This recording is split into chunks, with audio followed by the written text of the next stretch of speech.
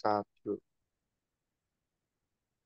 Baik, kami dari kelompok 2 hari ini akan mempresentasikan hasil tugas kelompok kami mengenai MongoDB.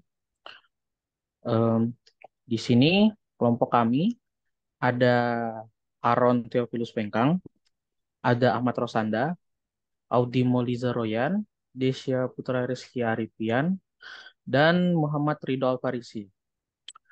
Nah, sebelum kami masuk ke penjelasan tentang MongoDB, saya akan sedikit menjabarkan tentang sejarah singkat dari MongoDB itu sendiri.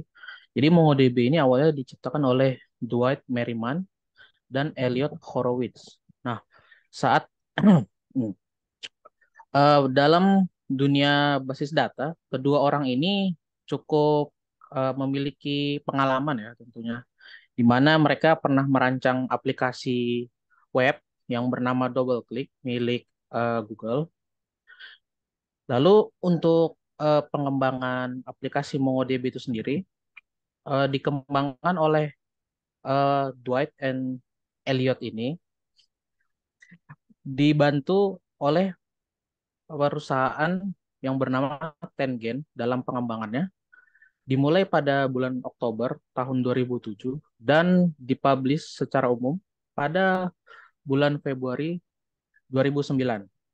Saat ini MongoDB telah mencapai patch terbarunya yaitu 2.2.2 pada bulan November 2012. Lalu dalam perilisannya sendiri, MongoDB menggunakan JNU yang disebut Avero General Public License. Nah, kurang lebih seperti itu ya sejarah singkatnya. Dan selanjutnya di sini ada tentang penjelasan MongoDB akan disampaikan oleh Audi Molizaroyan. Ya, MongoDB itu adalah database terdistribusi dengan tujuan umum yang berbasis dokumen yang dibangun untuk pengembangan aplikasi modern dalam era cloud. Nah, database ini terbilang cukup populer digunakan dalam pengembangan website. Tidak heran juga, biasanya banyak perusahaan besar yang mengandalkan MongoDB, yaitu contohnya kayak Google, kayak Adobe gitu, dan eBay. Nah, MongoDB itu biasanya juga dirancang untuk mengatasi beberapa masalah yang dihadapin oleh database relasional tradisional, seperti skalabilitas horizontal, fleksibilitas, skema, dan kinerja yang lebih baik untuk aplikasi dengan volume data yang besar dan kompleks. Nah, selanjutnya yaitu akan dijelaskan oleh Rido.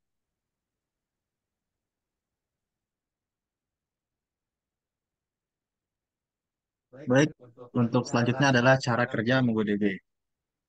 Jadi, eh, di MongoDB itu cara kerjanya adalah data itu disimpan dalam berupa dokumen JSON. Jadi, dokumen tersebut merupakan struktur data yang terdiri dari pasangan key dan nilai atau value. Lalu bagian-bagian struktur dalam dokumen itu mirip dengan kolom dalam database relasional. Dan nilai-nilai yang dikandungnya itu dapat berupa berbagai tipe data, termasuk dokumen array dan juga teks, video, dan lain-lain. Lalu berdasarkan model penyimpanan datanya di MongoDB itu dikelompokkan menurut format penyimpanan. Yang pertama itu ada dokumen database. Lalu yang kedua ada graph, yang ketiga ada key value, dan keempat ada object database.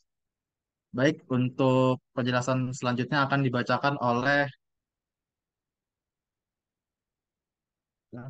Ahmad Rasanda. Ya, jadi di MongoDB ini ada kelebihannya. Jadi di MongoDB ada kelebihan dan kekurangannya. Kali ini saya ingin membahas tentang kelebihan dari MongoDB. Ada 4 kelebihan dari MongoDB. Jadi saya bahas yang pertama ialah performa yang lebih cepat. Kecepatan menjadi salah satu kelebihan dari MongoDB. Hal itu disebabkan dokumen database ini menyimpan sebagian besar datanya di dalam RAM. Jadi eh, dengan begitu kinerja akan lebih cepat saat sedang menjalankan query. Jadi oleh karena itu penting untuk memiliki sistem dengan RAM dan indeks yang akurat untuk meningkatkan kinerja. Yang kedua ada sederhana. Nah, nggak hanya memiliki performa yang lebih cepat, MongoDB juga unggul karena kesederhanaan yang ditawarkannya. MongoDB menggunakan sinteks query yang simple sehingga lebih mudah dipahami daripada SQL. Selain itu, mulai dari proses penginstalan hingga eksekusi jauh lebih mudah dan cepat. Karena itu MongoDB lebih disukai pemula karena kemudahan yang dimilikinya. Yang ketiga ada fleksibilitas. Nah, menurut Knowledge Nile, skema MongoDB tidak ditentukan. Nah, artinya program database tersebut memiliki arsitektur skema yang dinamis untuk penyimpanan data tidak terstruktur. Nah, fleksibilitas dari MongoDB ini sangat diperlukan, apalagi saat ini dunia data berkembang dengan sangat cepat.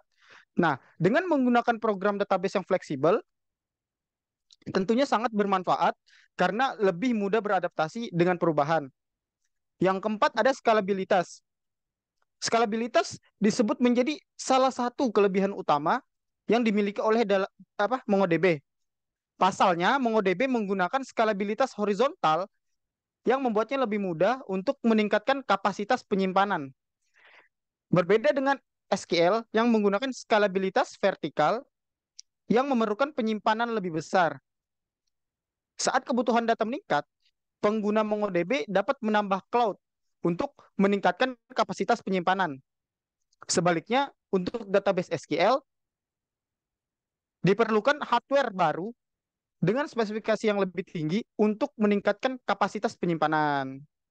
Nah, selanjutnya akan disampaikan oleh Aaron Tiafelis Soengkang.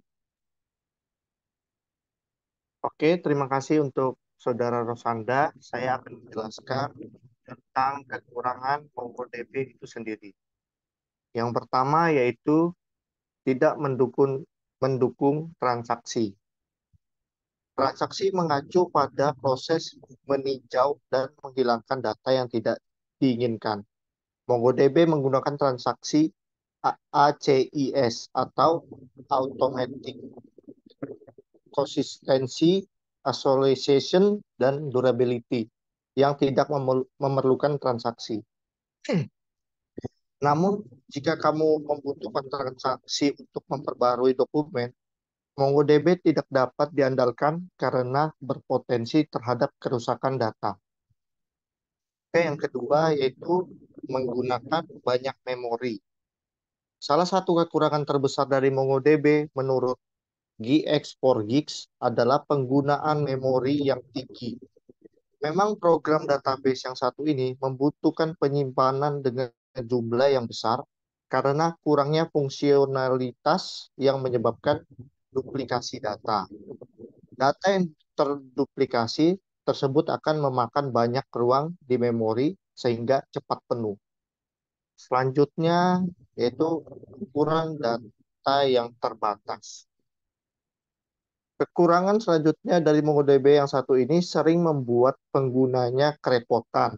Pasalnya, ukuran data yang bisa digunakan hanya dibatasi sebesar 16 MB dalam setiap dokumennya. Selain itu, performa nesting untuk dokumen yang dibatasi hanya 100 per levelnya. Oke, yang terakhir yaitu masalah dalam pengindeksan. MongoDB memang menawarkan kinerja dengan kecepatan yang tinggi. Namun hal itu bisa terjadi jika indeks yang dilakukan tepat. Melansir dari Virtual DBA, saat indeks yang diimplementasikan kurang tepat, maka performa MongoDB akan berjalan lambat. Memperbaiki kesalahan dalam indeks juga memakan waktu, sehingga masalah dalam pengindeksan ini juga menjadi kekurangan dari MongoDB. Oke, saya kembalikan kepada Yesia. Ya, baik. Terima kasih, Aaron. Baik, untuk kesimpulan dari kelompok kami terhadap materi MongoDB ini, MongoDB sendiri adalah aplikasi pengolahan data yang cukup banyak diminati, ya meskipun dengan adanya kekurangan, tapi juga ada kelebihan yang banyak memberikan kemudahan dalam penggunaannya. Bahkan tidak dapat dipungkiri perusahaan-perusahaan besar seperti Google dan Adobe yang sudah disebutkan tadi menggunakan MongoDB dalam pengolahan data mereka. Baik, kurang lebih seperti itu presentasi dari kelompok kami. Jika ada salah kata dan mungkin kekurangan, kami minta maaf. Wassalamualaikum warahmatullahi wabarakatuh.